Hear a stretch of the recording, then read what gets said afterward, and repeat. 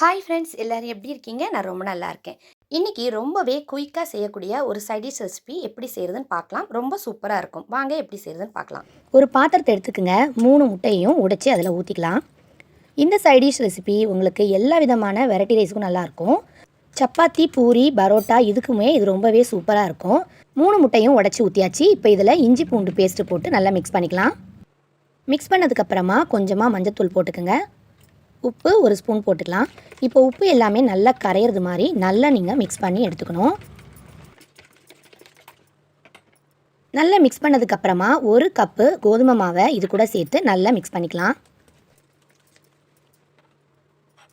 நம்ம போட்ட கோதுமை மாவு கட்டி பிடிக்காத மாதிரி நல்லா நீங்கள் மிக்ஸ் பண்ணி இந்த மாதிரி எடுத்துக்கணும்.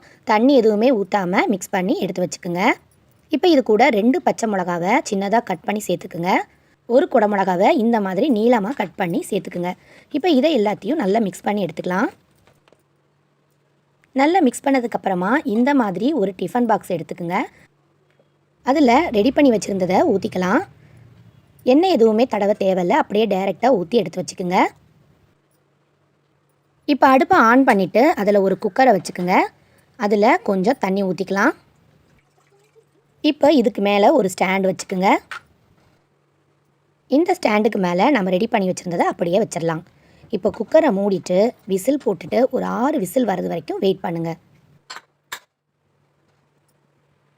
6 விசில் வந்து நல்ல சூடுலாம் ஆறிடுச்சு. இப்போ நாம் விசிலை எடுத்து ஓப்பன் பண்ணி பார்க்கலாம். ரொம்ப சூடாக இருக்கும், அதனால் துணி வச்சு கவனமாக எடுத்துக்கோங்க.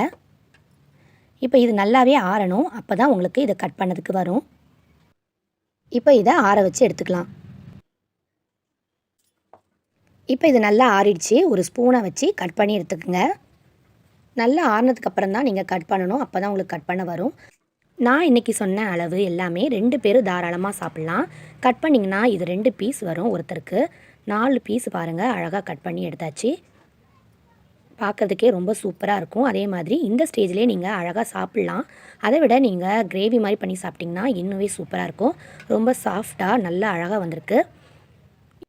இது ஆறிட்டு இருந்த நேரத்தில் 1 வெங்காயம், 2 தக்காளி, 1 ஸ்பூன் மிளகாய்த்தூள், 1 துண்டு இஞ்சி, 10 பல் பூண்டு போட்டு வதக்கி அரைச்சி எடுத்து வச்சுருக்கேன்.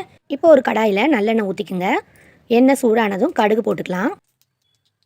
கடுகு நல்லா வெடித்ததும் நம்ம அரைச்சி வச்சுருந்த அந்த தக்காளி, வெங்காயம், இஞ்சி பூண்டு பேஸ்ட்டை இதில் போட்டுக்கலாம். ஒரு அரை கிளாஸ் தண்ணி அதில் ஊற்றி அதையும் இது கூட சேர்த்துக்குங்க. இது நல்லா கொதித்ததுக்கப்புறமா இதில் நம்ம ரெடி பண்ணி வச்சுருக்கதை போட்டுடலாம். நல்லா கொதிக்க ஆரம்பிச்சிருச்சு. இப்போ நம்ம ரெடி பண்ணி வச்சுருந்ததை அதில் போட்டுக்கலாம். போட்டதுக்கப்புறமா 1 நிமிஷம் கழித்து அதை அப்படியே திருப்பி விட்டுக்குங்க. அப்போ தான் 2 சைடும் உங்களுக்கு அந்த மசாலாலாம் சேரும்.